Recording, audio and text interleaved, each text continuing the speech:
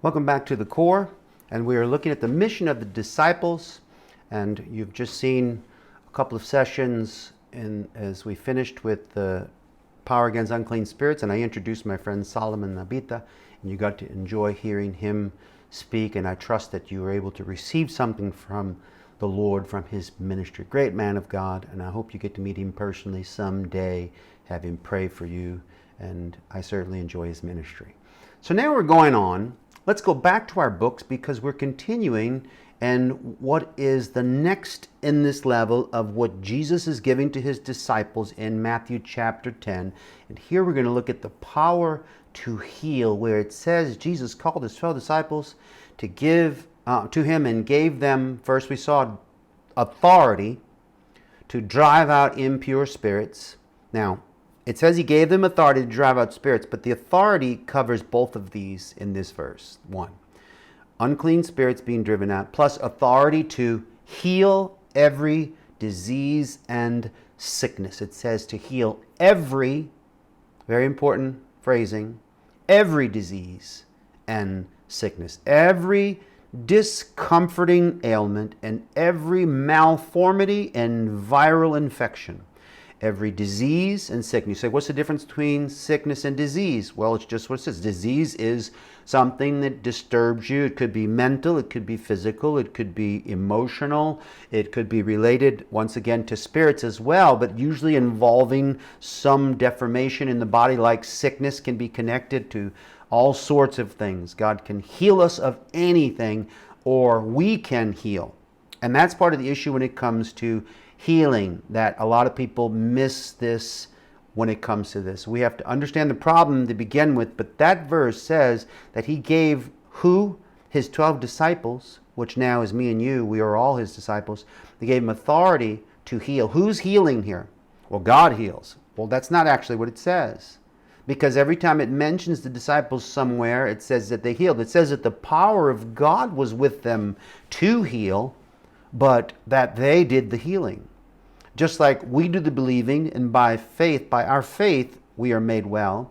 When we minister, our healing comes through the provocation of the faith of the one being healed, but we are the ones doing the healing. God can heal supernaturally anytime he wants. It's so simple for him. But the beauty of this empowerment is he gives us the ability to heal, you and I.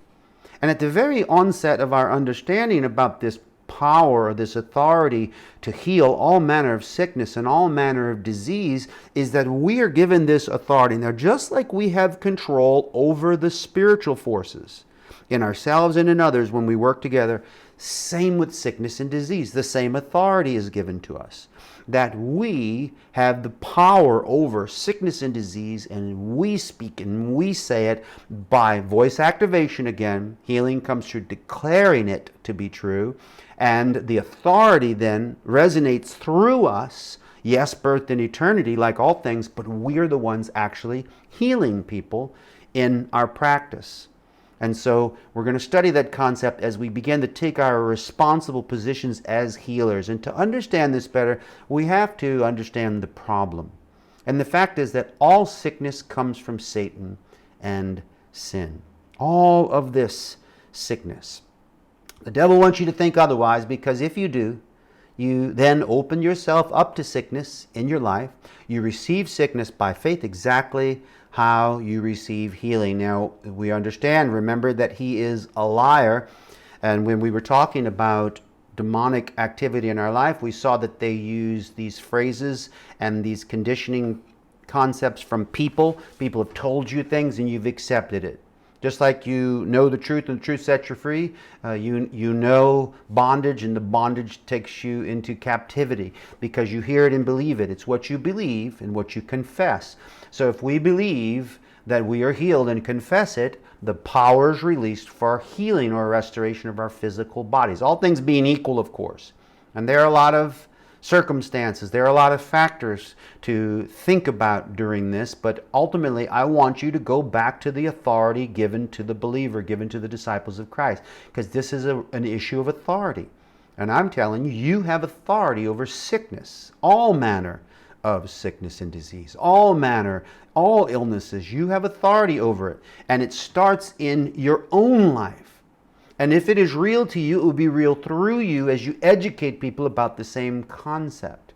And once they understand this and accept healing and what healing is, then they can stake a claim on it by faith and be healed through you.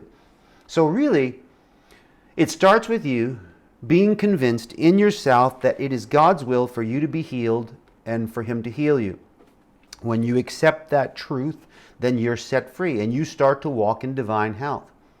And then as a result, you can relate to other people your strength of belief, your firm stance on this idea, and then they too will experience healing through you by your convincing. Now it will appear as you lay hands on them that they're receiving these healings in a manner that is because of power coming through you, but it really has a lot to do with their faith. Now there are miracles. A miracle can bypass anything, but I don't put healing in the same category of miracles, because even Paul didn't in the 12th chapter of 1 Corinthians when speaking about the 9 gifts. He said that there is working of miracles and there is also gifts of healings. So there are different categories. Working of miracles, of course, he can come along and just, as my friend Solomon was talking about, the young man that had the tumor in his throat and it burst when he was talking, even though he was ridiculing and did not believe. That was a miracle to prove, for God to prove Himself, sign and wonder, to that young man and to the crowd. So in other cases, though, let's set aside working of miracles, because that's not what I'm talking about right now. I hope it works through you. I hope you can do working of miracles. But all things being equal scripturally and talking about healing, we see here in this study that healing is needed because there is sickness. And sickness is there because of Satan. Let's blame him first, in the sense that all the way back to the roots, it is a corruption. It comes from rebellion, because it also comes from sin. So I say Satan and sin. And sin is our choice to follow the lie of Satan. And sin can cause, remember, the lies we're convinced of then cause us to accept sickness and disease. And part of that is, like I say here, all we've learned about the nature of the devil is applied to his power to keep us in bondage to sickness and disease. So God does not cause sickness to inflict His people. You understand? He does not do this. There's no evil that's coming from God in that regard. There are spirits that operate. There are demons that come that are looking. There are spirits of infirmity that will, again, like we saw about demons, will convince you of certain ailments and you submit to them. But God does not cause this Himself. And he does, however, bring sickness upon His enemies, as we have seen in the Old Testament in the case of the Egyptians when they did not let God's people go. But this is simply by Him releasing forces that cause these things, even demonic forces. But to us, God is not sending sickness to you.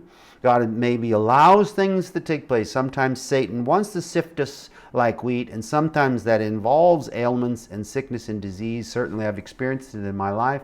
But ultimately the end result will be His healing, unless He has another plan. And we do not understand the plan of God. But I do know this, that healing, all of it, as I say in my notes here, all healing comes from God. God is the healer, and He has to be your source of healing at all times. Isaiah 30 verse 26 says, "The moon will shine like the sun, and the sunlight will be 7 times brighter, like the light of 7 full days, when the Lord binds up the bruises of His people and heals the wounds He inflicted." So here speaks about the Lord as a healer, and that He's the one that can bind up, and He is the one that can heal the wounds that have been inflicted upon man as a result of sin. In other words, we sin and God turns us over to this atmosphere. So we see this connection between sickness and sin. I do not separate them.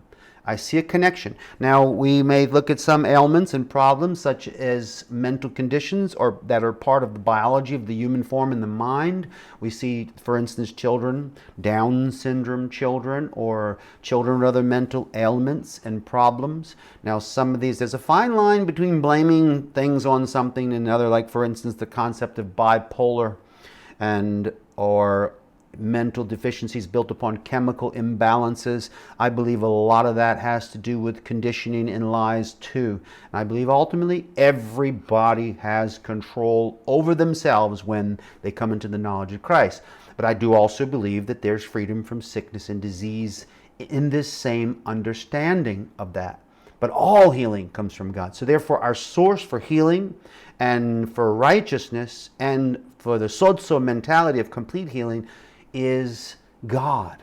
So we start off with that basis. Now, sickness I see as a byproduct of sin. It comes from the lack of appropriating completely the benefits of the covenant that we have with God through his only son, Jesus. Now, as a byproduct, I mean, we got to go back to the garden in the sense that Adam and Eve committed sin, and as a result, man started dying. He was not going to die, but he was warned that you will die. You will set in motion the process of decay and corruption to your physical matter if your body, if you sin. He warned them, but the devil lied to them. They believed the lie. You won't certainly die. No, they ate the fruit, and as a result, they started dying. It may have taken 1,000 years, 900, 800 years for their bodies to wear down, and all that was pre-diluvian or before the flood. And men lived for hundreds of years, even 1,000 years, Methuselah, and all the way up into the flood. And one of the reasons why God decided to destroy all mankind was that their intent was always evil all the time. And I think it's because they were allowed to live so long on earth that they become more and more devious and more wise. And the wisdom of man does not produce the righteous thinking of God. On the contrary, in fact, sometimes the deeper our wisdom, the deeper our logic and understanding and our genius, the darker we will become in our nature. Because logic does not teach us about God at all. And I have seen many geniuses, people with very high intellect and IQ off the chart in interviews, that believe that, in fact, the highest IQ in the world is a man that just decided not to apply his intelligence to have anything to do with the betterment of anyone, but just to entertain himself, became very Luciferian. In fact, later just got a job as a bouncer at a bar, and they interviewed him, and yeah, he had dizzying intelligence and mind-blowing what he knew and what he could think, but his conclusions as he would ramble were wild. And one logical conclusion for the problems of the earth was simple euthanasia. In other words, to kill off people. Kind of like recently Thanos. Let's just kill half the people in the universe. Imagine if you could apply it to, let's just kill half the people on earth, and we'd solve all these problems, and all these resources would be abundant for us. And that is this same concept of this man that is supposed to be the most intelligent in the world. So we can't say that that comes. So this intelligence anyway grew. Then I'm talking about sin. I'm talking about man. God decided, let's limit this. He gave them 80 years as the promised years. After the flood, people lived less and less. I think it was by exposing them to ultraviolet light and exposing them to elements that were no longer covered by the firmament or the water shell that covered the earth. So therefore, we decayed more quickly. And to this day, in very dark seasons and times of humanity, lifespans have dropped down to the 40s, 45, 46 years old. Still in Mexico, when I was there, the lifespan was between 50 and 60 years of age. Unbelievable, like I would be ready to die now. And honestly, I've met a lot of my peers of age in Mexico that are dying off at very young ages, but it is normal for them.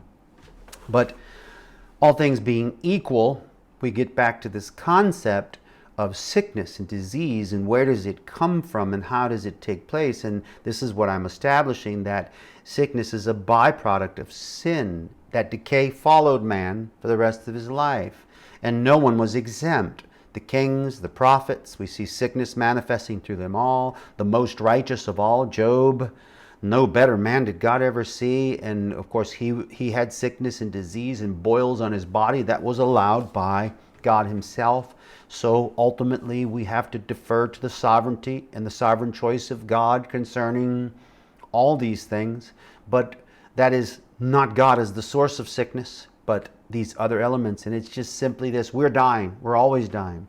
And that is because of sin. So at root, yes, it's sin. And if you say, well, how could God be such a fair God if he causes this sickness, this disease, these children to be born with these deficiencies, etc., etc.? Well, it's not God. It wasn't God's choice to begin with. God made man, gave man the choice. You want to blame someone, blame Adam. Get mad at Adam and get mad at your forefathers and your great-grandfather and grandmother, all of them. We've all sinned. But as soon as you're finished getting mad at them, turn to yourself and know that you also are sin. And sin produces death. It says that we're drawn away of our own lust and enticed. And when lust hath conceived, it brings forth sin. Sin, when it's finished, brings forth death. So we are always working ourselves into death by our poor choices. But thank God, praise be to God, for the sacrifice of the Lamb and the blood of Jesus Christ that has the ability to stop this process of death. And this is where we start working toward a solution. Yes, sickness is a byproduct of sin, but we need to be sure of that. And when we start saying, well, sickness is a natural thing that we're supposed to receive, once again, we're opening ourselves up and submitting to it. And like I heard one preacher say years ago, sickness loves to visit you, and if you welcome it, it will sit and have tea with you and visit all day. It will invade your whole existence. And we get into customs where we do that. So, if you're sick, it's not that you're in sin so much as that you're misinterpreting or not understanding the covenant of salvation. If the answer to all problems is the sacrifice of Jesus on the cross, which I truly believe, then it is also for sickness and disease.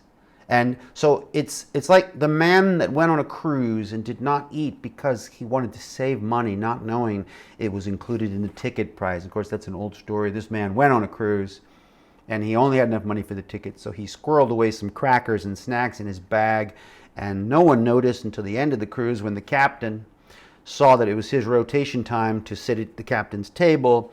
And when he was not there, he asked, "Where were you?" And the guy, sheepishly embarrassed, said, I'm sorry, I didn't have enough money." And he says, "Well, didn't you know that all of the food was included in the price of the ticket?" And that was at the end of the cruise. I think a lot of people are going to die, and they're going to go to heaven, and God's going to say, "Didn't you know that the price that was paid on the cross at Calvary also meant that you could be free from sickness and disease?" I think it has a lot to do with knowing the truth setting us free, and accepting healing for our bodies. And there are many reasons for sickness that are our fault also, however. And I think the top of the list would be a lack of proper diet. I mean, God has given us what we need on earth to sustain us in a healthy state. Too much fat in our diets, for instance, can be harmful, but sometimes too much of other things can be harmful. Too much sugar, but fat is one. In Leviticus 3:16 and 17, there's a passage there that speaks about the priest burning on the altar as food offering, pleasing and aroma to God, but that all the fat is the Lord's. The Lord did not allow us to eat fat. He didn't allow the Israelites anyway under the law.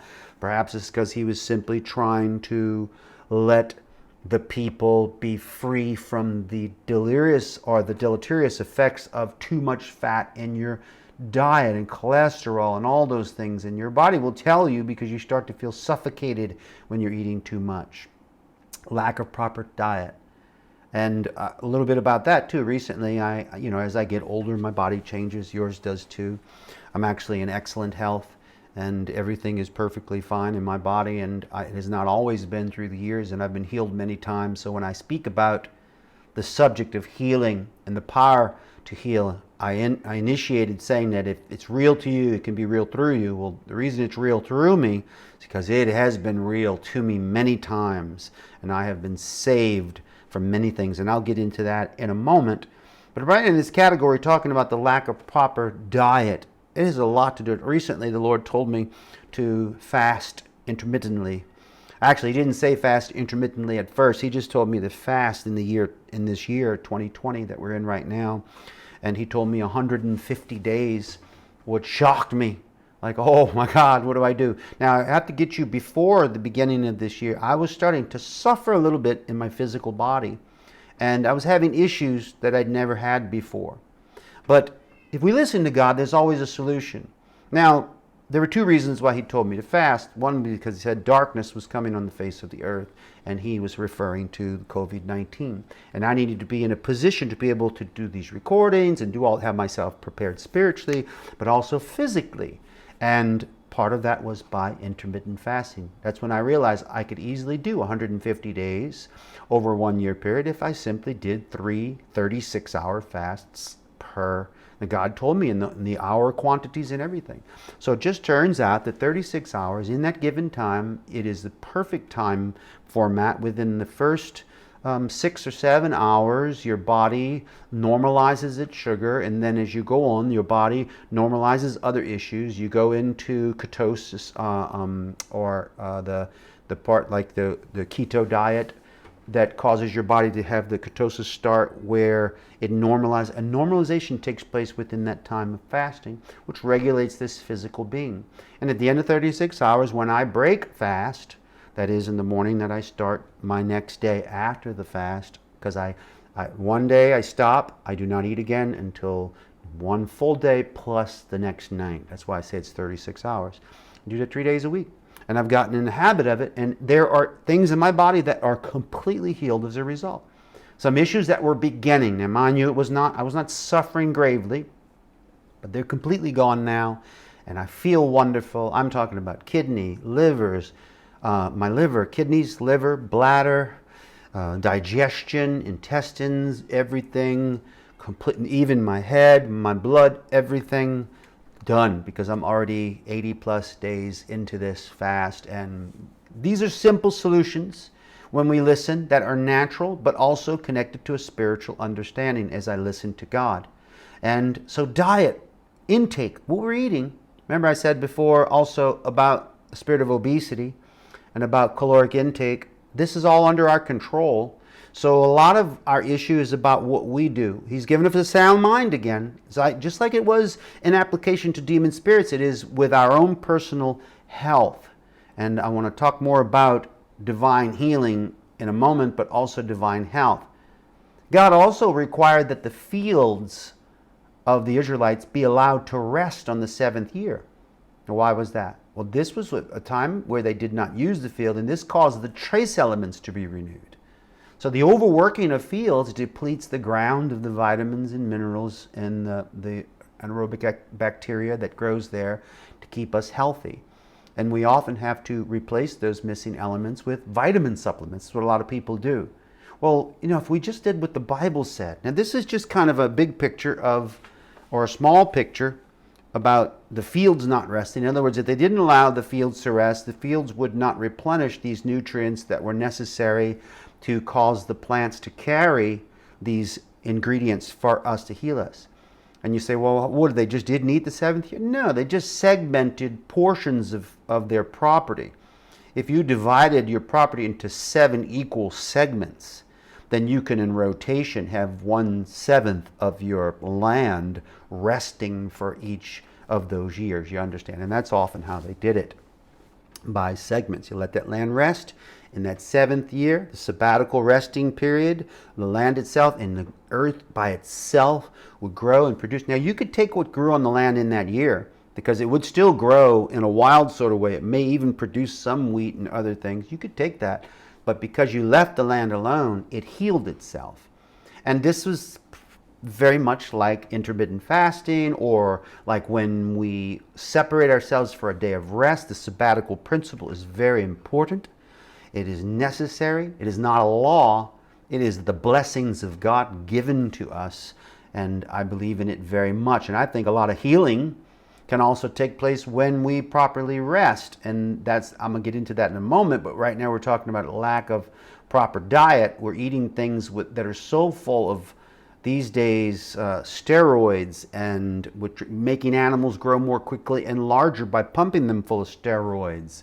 And we're eating steroidal chickens and cows and all these things. That's why the organic movement is trying to come in to help us, etc. But all things being equal, we go to the grocery store and we have this chicken, bigger, plumper, larger, that will feed more people for half the price of this smaller chicken free range guy over here. And it's hard to make choices. And a lot of people that are on a limited budget make choices because, but it's just where we live now. It's where we live, and it's hard to make these choices. But as a result, we are ingesting a lot of chemicals, a lot of issues that are causing problems. Now, God blesses our bread and our water. He takes sickness out of the midst of us. So there's a balance and understanding that if we eat any deadly thing, it shall not hurt us. But if we're aware of that thing being evil and it's there, I think we also have a wise choice to make. You will not tempt the Lord your God. So if you know something, and this is where knowledge is important, that we figure out what is good, what isn't good, and the combination, I say here about a lack of exercise is another one, number 2. Lack of exercise. First we saw improper diet. We're eating their bad things, and this is things that cause sickness and disease. Now, I'm saying all this to say that you might be able to get healed of something or fix sickness in your body by, instead of looking for remedies of externality, in other words, something on the outside, the healing might come from inside and by your choices, that you know truth and the truth sets you free. But we need to respond and do what the Lord leads us to do. And that's just it. He's speaking to us, and part of it is our lack of exercise. Your body was designed to work. It just so happens that we live in an environment these days where we do not work. I like what it says in Proverbs 6:6, "Go to the ant, you sluggard. Consider its ways and be wise. It has no commander, no overseer or ruler, yet it stores its provision in summer and gathers its food at harvest. How long will you lie there, you sluggard?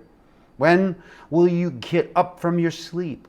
A little slumber, a little folding of the hands to rest, and poverty will come on you like a thief, and scarcity like an armed man."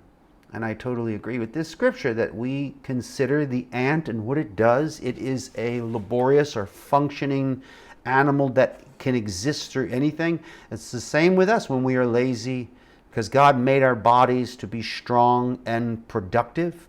Your body itself will emit chemicals, endorphins, and other things that bring a balance to your system when you are active. And some people don't realize this, or once again, they've been lied to and say you cannot exercise and you will feel faint and this, that, and the other. Well, if you're feeling faint when you're exercising, it could be that you simply need to increment your exercising little by little. A lot of people decide they're not cut out for exercise because they go to the gym and do an extreme workout to start with, and they hurt so much from it, they decide, I just can't do it. Well, that's foolish. You shouldn't do that. You increment slowly. I heard a great story years ago, and I heard this from Pat Robinson. He wrote it in a book about our lives and dealing with depression, dealing with these different concepts.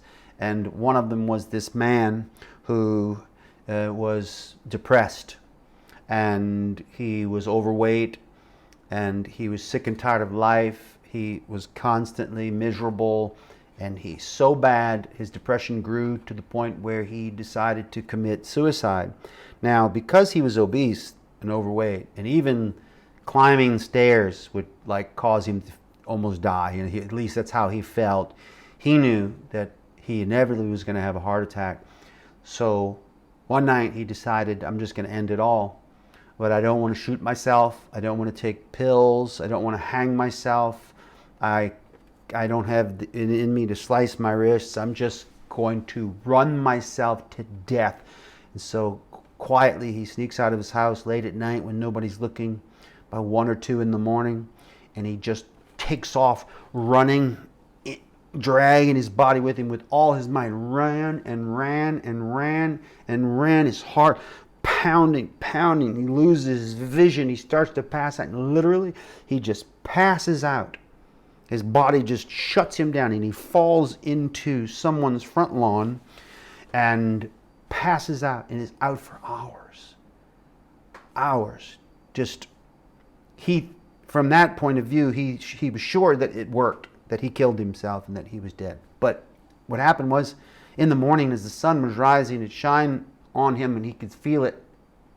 And he woke up thinking, where am I? And he realized he was in somebody's yard and that he'd fallen asleep after he ran. His body shut him down. So he got up and he just went home hoping nobody saw him. It turned out it didn't seem like anyone saw him do this. So he went home and he just figured, gosh, he's even a failure at killing himself. So he said, I need to do it next time, it'll kill me. And the next night he snuck out and he did the same thing, and he ran with all his might down the street, ran until his heart raced again, and he just lost his vision. But this time it took longer. It took longer, and he's to try to kill himself, and he passed out again. But this time he lost consciousness for a shorter period of time, came to himself, and was so worn out, his legs were shaking, he went home. And the third night, he decided to do it again.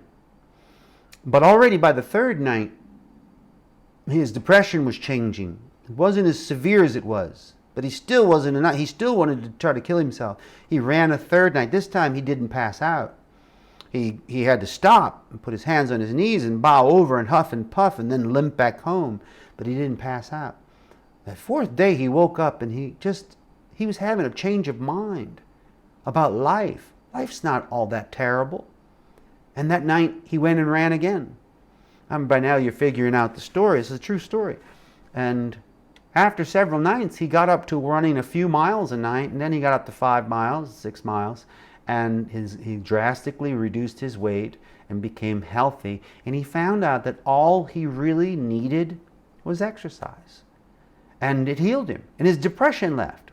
Well, why would this happen? Because when we do not do the things God made us to do, there will be an imbalance of chemicals in our body, an imbalance of many things. You say, well, he could have had a heart attack. Well, he could have, yes. And I know there are doctors that warn us not to push ourselves too far because we can have heart. There's wisdom to be used, I'm sure. But I found the story to be fascinating. That all this man needed was to use his body. Go to the ant, you sluggard. How long will you lie there, you sluggard? Will you get up from your sleep? A little sleep, a little slumber, like the folding of the hands to rest. In poverty, it says, there's another Proverbs that says that the sluggard turns on his bed like the door turns on the hinge. There's times we need to get out and do something. I love exercising. I love going out and walking through the park. I hike 10K and run 10K. My last time out, I ran 10K through the forest, through the rainforest, and yes, I'm exhausted, tired, my body hurts, but I feel great over the next couple of days after that. It doesn't have to be done a lot. You just need about 20 minutes of your heart beating above 120 beats a minute 3 times a week. If you can do more than that, that's great. You can just do that by walking. People are notoriously healthy here in Singapore because you have to walk everywhere. When guests come to visit us from the United States, it's funny because they complain about how much everything you do here is walking. I'm exhausted. I can't walk so much. And well, the nation itself will cause you to have to do that. And because we don't just, most people, the walk that you take is from your house to your car. And then you drive in an air-conditioned car and park somewhere where you walk to the store, do some shopping, and walk back. And what if you had to walk all the way to that store? Well, there'd be great exercise, wouldn't it? Well, that's pretty much what we have to do here in Singapore. I have to walk everywhere. To walk to the train station, walk to the bus stop, then I have to walk from there. And so we walk a lot here. And it's excellent exercise and keeps you naturally, just by living life in a place like this, you become healthier. And this is where sometimes life gets so easy. God did not intend for our lives to be that easy. He didn't want us to not use our bodies. He gave us these bodies to function with a specific reason. So lack of exercise. So you are responsible. God made your body to be strong and productive. The more you use it, the stronger it gets. And that's like weightlifting. In fact, I'll tell you where I had my turnaround. This is part of an epiphany that you go through. I was in Mexico in the 1990s, early 90s, and I think 92, 93. And I was driving through a desert region, and up ahead in the road as I'm driving, as me and my wife, I saw this huge cloud of dust. I mean, a cloud so big of dust, it looked like almost like an explosion, but I could tell it was not fire, it was dirt. Just huge pile of dust. And it was probably about as tall as a 3-story building. Now, out of the top of the dust, suddenly I saw something, like the dust cloud was moving like this toward me. Suddenly I saw something do this. And it was dark, And just as it made the peak and went back down, I recognized it was a trailer from a tractor trailer or an 18-wheeler or a big truck flipping through the air that high. And I thought, wow, I've never seen anything like that. Whatever's going on in a truck, probably jackknife, flipped over, so there was an accident. And that's what this dust was up in the air. So I pull up there, the dust is starting to settle. There's the mangled truck and the cab with the driver on its side, stuck halfway down in a ditch, also bending, the tires still spinning, engine still running. And that's when I pulled up. Told my wife, wait here, and I ran over there. And at that time, I was not really in good shape. I mean, I was not regularly exercising. So when I got to the truck, I climbed up on top of it, and I looked inside, and there was the driver pinned behind the wheel. The truck cab was crushed, and the steering wheel was pushed down where he was pressed against his seat, and it was smashing his abdomen, and he was locked in there and could not get free. But he was conscious, and he had blood on him. And so I said, I'll help you. And I got inside, and I began to try to move the steering wheel, do everything I could. But as I was trying and fighting, my heart was pounding, and I was getting faint.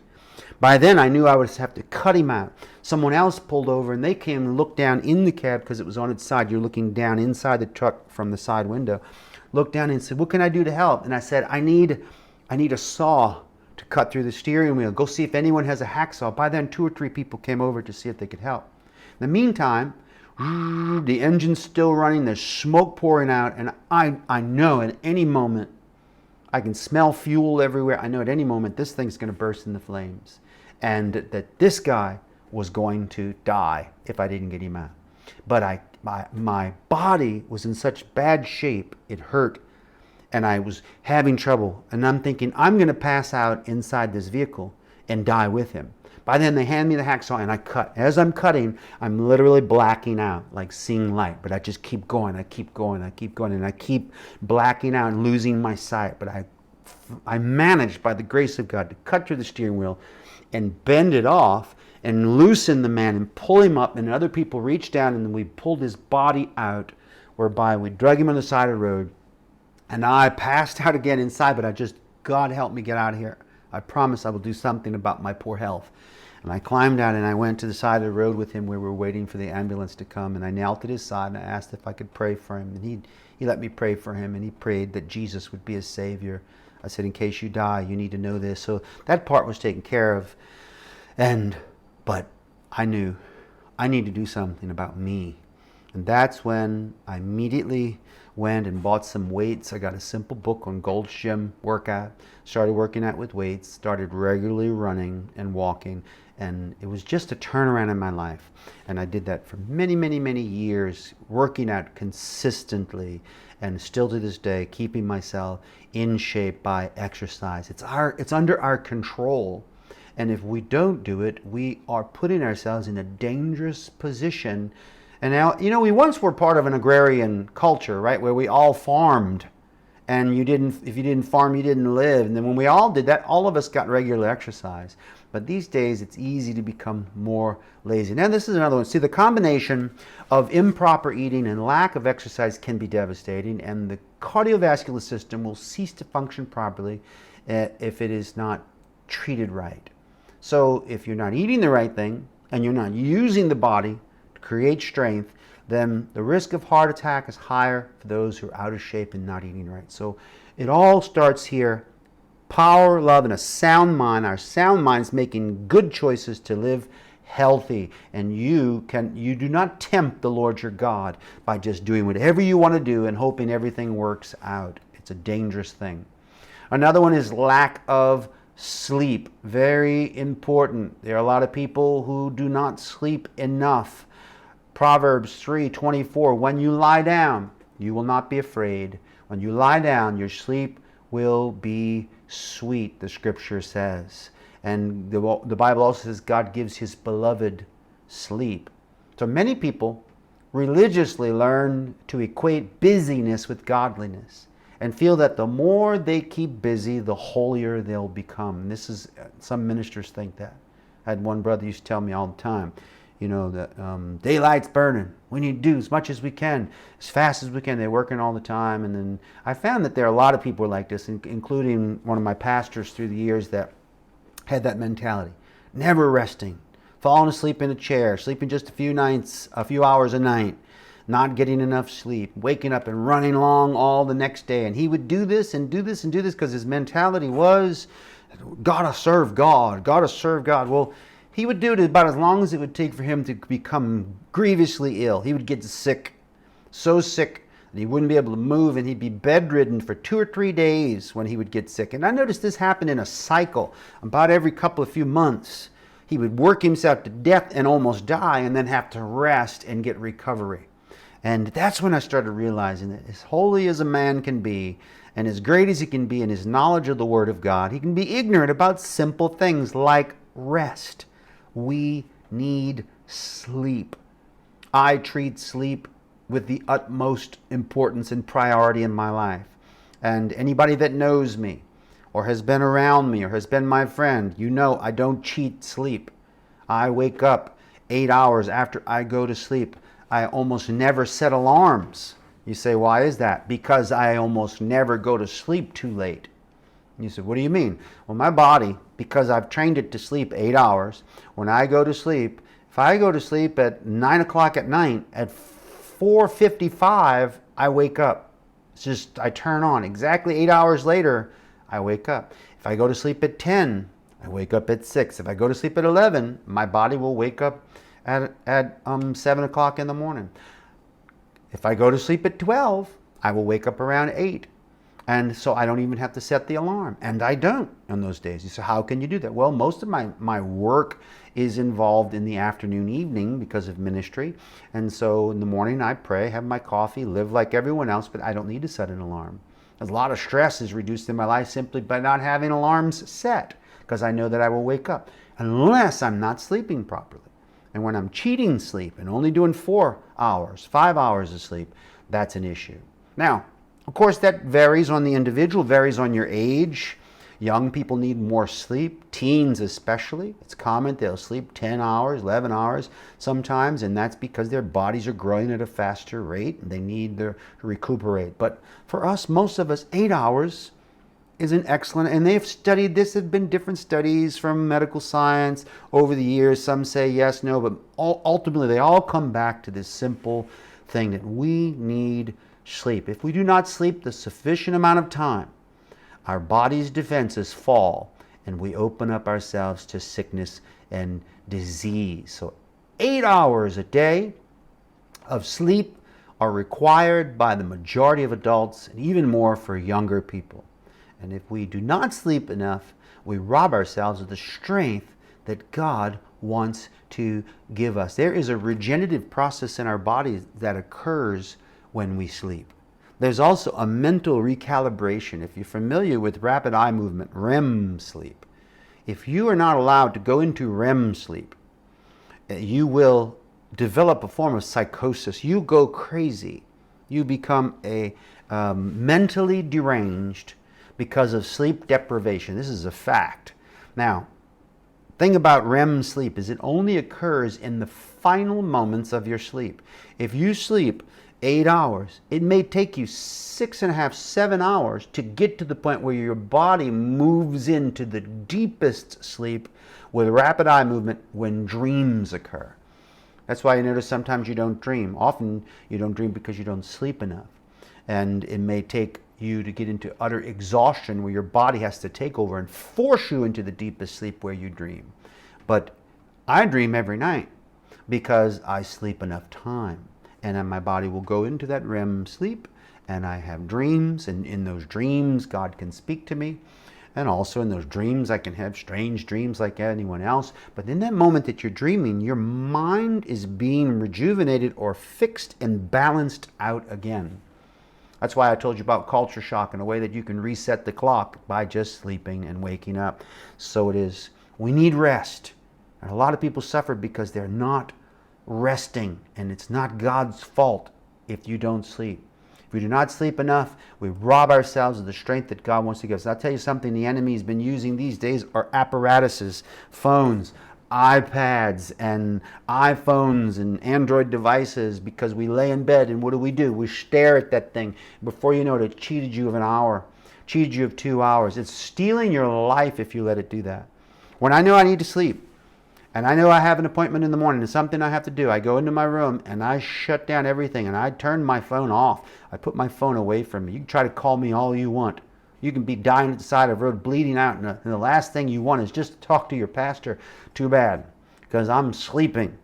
Because for the long term, God told me I'm going to live 120 years. If I'm going to live 120 years, I better maintain this vehicle to live according to the standard He's called me to live. And that's exactly what I've been doing. And at how I feel right now, at 53, I feel great. As good as I've ever felt before in my entire life. And I know that this vehicle is going to carry me easily for another 70, 80 years. And so I'm ready for that without fear. 66 years more. I'm ready for that. And it's going to be great. Unless Jesus comes back, I'm not going to argue with him if he returns.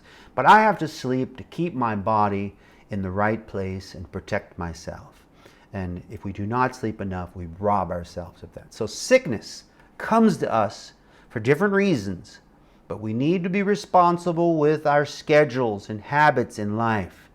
It is not enough to simply blame the devil for our sickness when we are the guilty ones. Learn to treat yourself right and live long. And this is part of your inheritance in the Lord. That's the wisdom that God gives you. Now, this does not count when a virus comes to you. You pick up a virus, it's not rightly your fault. Unless it can be your fault for this reason. Listen carefully, especially now with this age of COVID-19. We're finding as this virus is sweeping the planet, there are people that are contaminated and suffer greatly. We're finding that other people are contaminated but virtually feel nothing. They may even carry COVID-19, but they're not aware of it because their symptoms are so mild. Science does not understand why, when, how, where, but I would conjecture that it has a lot to do with the immune system of people. In fact, they know that the people who experience death because of this COVID-19 virus and what it does in their bodies have pre-existing conditions in their physical body or are smokers or have these issues. Most, I'm not saying all. And the statistics are very volatile right now because we don't know. But I believe that it has a lot to do with the fact, and viruses can come and go around me, and I do not get them. I have seen many colds and flus come by and pass me by, and I truly believe that part of the reason for that is because I sleep and because I watch my diet and because I exercise. Your immune system builds up and becomes strong. Sometimes I get a cold. But other than that, very rarely am I sick. Now, there have been seasons of my life where I've been very ill and have required miracles from God to stay alive. And I'm going to tell you some stories about that and how I've experienced supernatural healings. And some of those healings are not quite the same way you might think someone would get healed, but God has kept me alive through the years so that I can learn about sickness and disease and how to deal with it. And He's taught me a lot of wisdom. So now I walk all the time. I can go years, literally. It's been years, a couple of years since I've had any real sickness. Certainly nothing to reduce me to being bedridden. Nothing has held me down to stop me from functioning in the last years of my life. Even it may have come and gone, but it also has a lot to do with your attitude toward it. If you submit to sickness and disease, it will govern you. My attitude to sickness and disease is basically this: I'm going to ignore you until you go away. Resist the devil and he will flee from you. Resist sickness, but you also have the responsibility of eating right, of exercising properly, sleeping correctly, and then your immune system is strong. And so a lot of these viruses and sickness, they just bounce off of you. They can't get to you. But if your immune system is low because you're not eating right, you're not exercising, and you're not sleeping properly, they easily can infiltrate and hurt you. So I'm saying all this to say that we have a lot of responsibility, and we need to be sure to do our very best. But even after we've done it all, yes, sickness comes. There are things. And in our next session, we're going to talk about How, when I am sick, when I am ill, how do I find healing? Where does it come from? What is the source of healing?